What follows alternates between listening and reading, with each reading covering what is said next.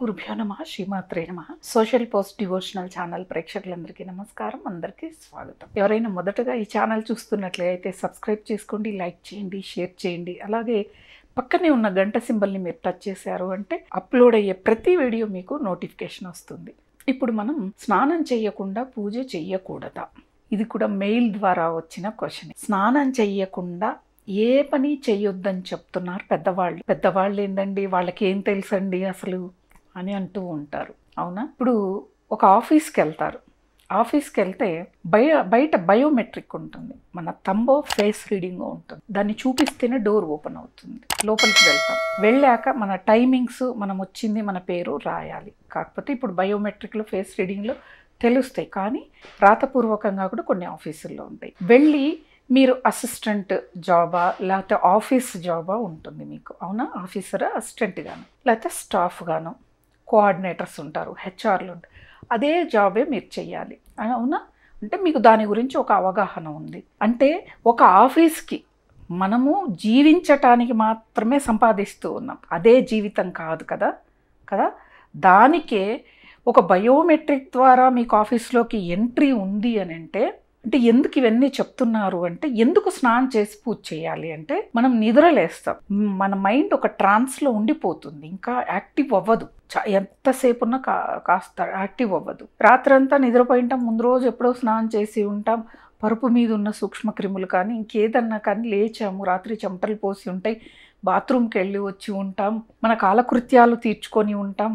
ఇవన్నీ చేసిన తర్వాత స్నానం చేస్తే, ఒకసారి మీరు స్నానం చేశాక మన ఫీలింగ్ ఎలా ఉంటుందో ఒకసారి అబ్జర్వ్ చేయండి.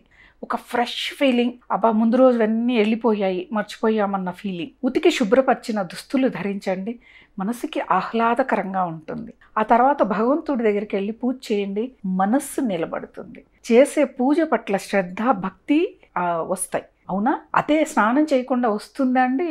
బద్ధకస్తులకే స్నానం చేయకుండా అలా ఉండిపోతారు, మధ్యాహ్నం సాయంత్రం వరకు కూడా స్నానం పట్ల అంత ఇదిగా ఉంటారు. అయితే చాలామంది పిల్లలు అడుగుతూ ఉంటారు, సరే మీరు చెప్తూ ఉంటారమ్మా, మరి ఋషులు తపస్సు చేసేవాళ్ళు, వాళ్ళు కొన్నేళ్లుగా తపస్సులో సమాధిలో ఉండిపోతారు, వాళ్ళు స్నానపానాదులు ఏమీ ఉండవు, వాళ్ళు మరి భగవంతుడి ధ్యానం చేస్తూ ఉంటారు కదా అని. శరీరం పట్ల వాళ్ళకి శ్రద్ధ అంటే దాని మీద వాళ్ళకి ఏ అనుభూతి ఉండదు. లేకపోతే అంత మంచులో బట్టలు లేకుండా ఒక గోచి కట్టుకొని తపస్సు చేయటం మనకి సాధ్యమవుతుందా? అంటే వాళ్ళు ఈ పాంచభౌతిక శరీరం పట్ల వాళ్ళకి ఆసక్తి ఉండదు, దాని మీద వ్యామోహం ఉండదు, దాన్ని మరిచిపోయి భగవంతుడి ధ్యానంలో ఉంటారు. వాళ్ళు తెలియకుండానే స్నానం అవుతూ ఉంటుంది, మన స్నానం అవుతుందండి, అంతఃకరణ శుద్ధి జరుగుతుంది వాళ్ళకి. దాంతో బాహ్య శుద్ధి దానంతకు అదే జరిగిపోతూ ఉంటుంది.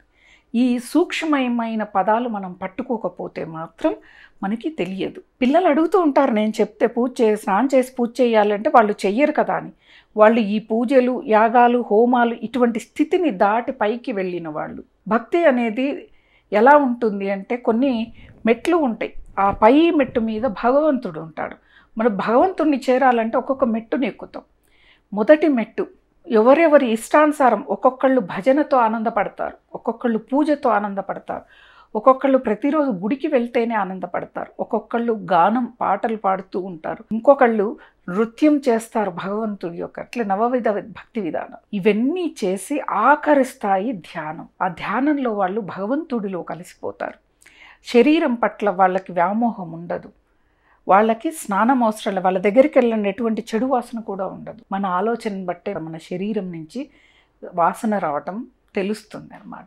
కాబట్టి వాళ్ళు చేయవలసిన అవసరం లేదు. మనం ఏంటిది, నిద్రలేచినప్పటి నుంచి వాళ్ళలా వీళ్ళు ఇలా అని ఆలోచిస్తూ ఉంటాం. అంతఃకరణ శుద్ధి లేదు, బాహ్య శుద్ధి కూడా లేకపోతే పూజకి సంపూర్ణత్వం రాదు. స్నానం చేసిన తర్వాతే పూజామందిరంకి వెళ్ళి పూజామందిరం శుభ్రం చేసి, నేను చెప్పడం కాదండి, ఒక్కసారి మీరు 10 రోజులు ఆచరించండి, ఎలా ఉంటుంది. స్నానం చేసి పూజ చేస్తే అద్భుతంగా ఉంటుంది. ఒక ఫ్రెష్ ఫీలింగ్, ఫ్రెష్ మైండ్. ఉతికి శుభ్రపరిచిన దుస్తులు ధరించండి. ఎందుకంటే ఉతికినప్పుడు ఆ దుస్తుల్ని పట్టుకున్న సూక్ష్మక్రిములు వదిలి వెళ్ళిపోతాయి, పరిశుభ్రం అవుతాయి. ముందు రోజు మనం అవి ధరించినప్పుడు ముందు చెమటలు పోసి ఉంటే ఒక వాసన వస్తుంది. అవునా? ఏవేవో పనులు చేసి ఉంటాం, కింద కూర్చుంటాం, లేస్తాం, ఇవన్నీ చేస్తాం. అవన్నీ ఉతికి శుభ్రపరిచి స్నానం చేయంగానే పూజ చేస్తే పవిత్రమైన హృదయం అదే. కనీసం మనసు అంతఃకరణ శుద్ధి లేకపోయినా బాహ్య శుద్ధి అయినా ఉండాలిగా. బాహ్య శుద్ధితో పూజ చేస్తే అంతఃకరణ శుద్ధి దానంతకదే ఏర్పడుతుంది. కాబట్టి పూజ మాత్రం స్నానం చేసే చెయ్యాలి. స్నానం చేయకుండా పూజ చేసే సాంప్రదాయం ఏ వర్ణంలో లేదు. నిజం చెప్తున్నా, ఏ వర్ణంలో లేదు. ఏ వర్ణంలో అయినా భగవంతుని ప్రార్థన చేసేటప్పుడు తప్పనిసరి స్నానం చేసే తీరుతారు. ఏంటంటే ఈ హైందవ సాంప్రదాయం చెప్పుకొని మేము స్నానం చేసి పూజ చేస్తాను చెప్పుకుంటూ చేస్తున్నాం కాబట్టి అందరికీ తెలుస్తుంది. ప్రతి ఒక్కళ్ళు, నేను అందరి దగ్గర మాట్లాడతాను, అందరూ ఏమి ఆచరిస్తారో తెలుసుకుంటాను, ఆ తర్వాతే మనం మాట్లాడాలి. వాళ్ళు కూడా పరిశుభ్రంగా స్నానం చేసే వాళ్ళు మసీదులకు వెళ్ళనివ్వండి, చర్చిలకు వెళ్ళనివ్వండి, పరిశుభ్రంగా తలారా స్నానం చేసి ఉతికి శుభ్రపరిచిన దుస్తులు ధరించి ఏమీ తినకుండా వెళతారు. తెలుసా, వాళ్ళు కూడా ఏం తినరు. ప్రేయర్ చేసి వచ్చే వరకు, చర్చి నుంచి వచ్చే వరకు ఏమీ తినరు. వాళ్ళు మనలాగే హిందువుల్లాగే వాళ్ళు కూడా ఆచరిస్తారు. ప్రతి ఒక్కళ్ళకి ఈ సాంప్రదాయం అనేది ఉంది. ప్రతి ఒక్కళ్ళు ఇలానే పాటించాలి. ఎవరినైనా నొప్పించి ఉంటే మాత్రం తప్పుగా అనుకోకండి. నేను ఉన్నది ఉన్నట్టుగా సమాజంలో జరిగేవి నేను తీసుకొచ్చి చెప్తున్నాను. నన్ను ఎవరైనా అడిగినవి నేను చెప్తాను.